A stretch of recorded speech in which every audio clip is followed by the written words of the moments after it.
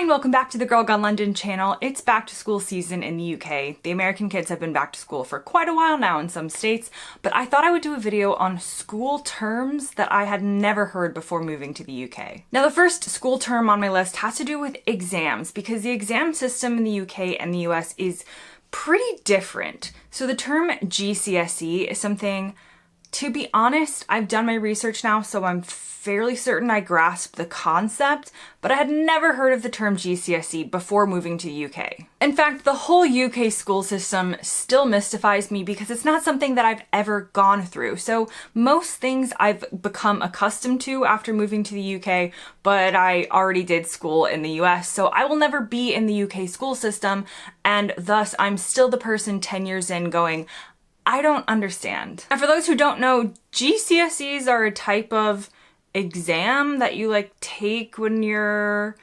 15, 16? I think I'm already wrong. It's an exam that you sit down for, right? I'm not entirely sure because in the US, we don't have this. We all go to school until the age of 18. So we don't have the distinction between school and secondary school and college, which I'll get to in a minute, but we have exams that we call the SATs and the ACTs. These are optional and you don't take them in school, you sign up for them separately. It's a completely separate test. It doesn't measure what you've learned in school. It does kind of. It's like math, reading and writing, are those the sections? But you study for it separately. So you take separate SAT classes to study for this exam. And this is optional if you want to go to university. And the other types of exams that we have in the US are called AP exams or advanced placement exams. These come at the end of an AP or an advanced placement class, which again is an optional class that you can take to get extra credit before going to university. So universities might honor the fact that you took a university level course and got credit by passing the exam. It's very different from the GCSE, and the next term I didn't know was A-levels. And A-levels, as far as I'm aware, come after GCSEs and have to do with a very more specific exam where you go a lot further into the information, and I'm pretty sure your A-level results determine whether you can go to the university that has accepted you. And also this depends on the country within the UK because each system does it differently. But those are the first terms on my list. GCSEs and A-levels we don't use in the USA. Next on my list is the term grammar school. Now, a grammar school is a school that you go to once you pass a test to be able to go to it, but it's for people who are 11 years old and up, and I don't think every county or every country does them. Grammar school to an American makes no sense. It seems like a school where you only study grammar having to do with language. We have schools that we call magnet schools, and those are schools that are typically free to go to, but you can only go to if you're accepted. It could be a drama magnet school or a tech magnet school. And that is something that is for younger kids that are studying more specific things. But I think a grammar school is just it's supposed to be harder, or I think it's just posher, right? I don't entirely know. I still don't entirely know. People have tried to explain to me. I still don't entirely know because we don't have the term grammar school in the USA. And the next school term on my list is sixth form or college. I'm still lost. I'm not entirely lost because I think I understand that in the UK you have to stay in education until you're 18, but you can leave school when you're 16, and they consider sixth form or college this 2-year gap in between. American schools don't work like this. We all have to go until we're 18. You just go to what we call high school. You just are in high school. It's all of the American movies that you've watched where they're going to the prom or they're going to the homecoming dance and American high school. It's just what we do. We don't have this kind of separate option from 16 to 18. You're still at the same school that you were when you were 14 and you graduate at 18. It's still a little confusing to me why there needs to be so many options in the UK. I think it's because sixth form / college, you can like choose a more specific thing to study, but then university is an entirely separate thing. So this is where the term college gets confusing to an American, because college in the USA is university. It's just another name for university. So whether you say I'm going to, actually we wouldn't say in America that we're going to university. We would say we're going to college.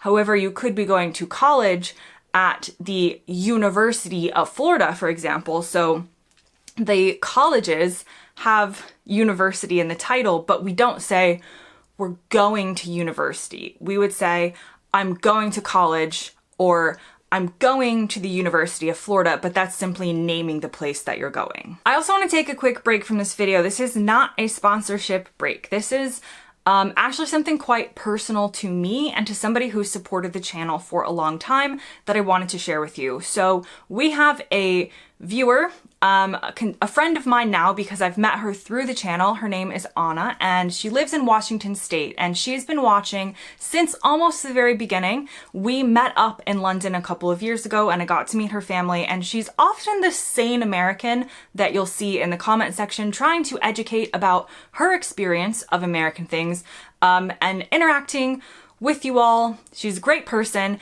And unfortunately, she has been dealing with kidney disease for over 20 years. Now, the long story short is her type of kidney disease has progressed to the point that soon she will have to go on dialysis for the rest of her life if she does not get a kidney transplant.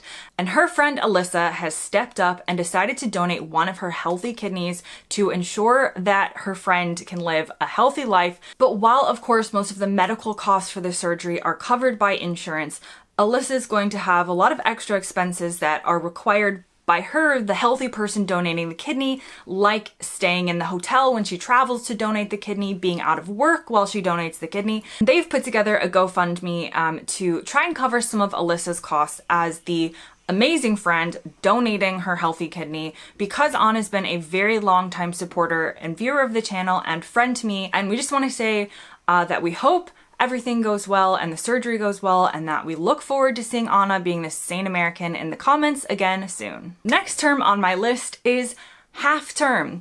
British kids have half term seemingly all the time because the school system works a little bit differently in the UK, where they have more breaks throughout the year and a shorter summer. I've talked about this on the channel before. American kids have a very long summer and fewer breaks within the year, but the term half term, which essentially just refers to a break from the term, isn't used in the US. We say break. Fall break, spring break, summer break, that's pretty much the extent of the breaks. So we don't have the same system, and we don't have the same words to refer to when kids are out of school. Another UK school thing that I hadn't heard of was what people call RE, or religious education, as a class. Now, this is another area where the UK and the USA differ, because especially in England, I'll specifically go to England right now, England has a national religion. It's the Church of England. America does not have a national religion, and if you go to what an American calls a public school, which is free, government school, not government school, but provided for by the government, then you don't take classes, you don't do anything religious, unless it could be organized. There could be some sort of group that is organized separately, but the school itself is not going to put on any religious assemblies or anything like that. And we don't take a specific class about religion. It could be worked into other classes, like the history of the world could also have to do with different religions. But I hear a lot of kids and adults talk about RE, or learning about different religions. And that's not really a thing in the USA. If you go to a Catholic school, then obviously you're going to be learning about Catholicism. If you do go to a church school, then obviously that religious education is going to be a part of it, but RE, not a thing. PE, yes. Now, the next British school term on my list I had never heard of, and I'm still gonna get this wrong. It's the deputy head or head teacher. Are those the same things as the headmaster or headmistress? I'm pretty sure. We call this the principal in the USA, so We don't use the term head teacher or head of anything really. We just say the principal, or the person below them is the vice principal. And similarly for the term form tutor, which I've heard on the famous British shows Educating Yorkshire, Educating Essex, that's basically where I heard these things. We also don't use the word tutor in the same way. So tutor in the USA is not a teacher or an admin person or anything like that. A tutor in the USA is only referring to someone who is tutoring you outside of school in a subject. So if you were like behind in math, your parents might hire you a math tutor. So it's like a 22-year-old kid who comes to your house to like help you do your homework. That's what Americans think of as tutors. Also another term is like head of year. It's all coming back to me, all these episodes. We don't have these terms in the US. I'm not even sure what we would call them. I had teachers in each grade level.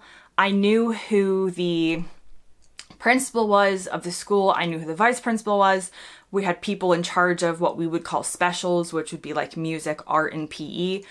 But we didn't have anybody specifically like in charge of our year. Each teacher kind of managed their own stuff. Maybe they had their own form of organization that as a student I wasn't aware of, but I know for a fact that the students in a lot of schools in the UK would be aware of like who their form tutor or whoever is. Also, if I'm wrong, I'm very happy for you to tell me because like I said, I'm still confused. And the last thing on my list is house captains or houses. So when Americans first watched Harry Potter, we thought it was such a quaint thing that a school would have houses, and not that schools here are like Harry Potter where they're sending the kids out to like battle evil demons, but they do sometimes have houses that the kids are divided into. This isn't the case in most USA schools. We may have had some attempts at it in my middle school when I think they did try and divide you into a group, but it was for organization. It wasn't, there was never like a field day where you like competed against each other. It didn't really mean anything.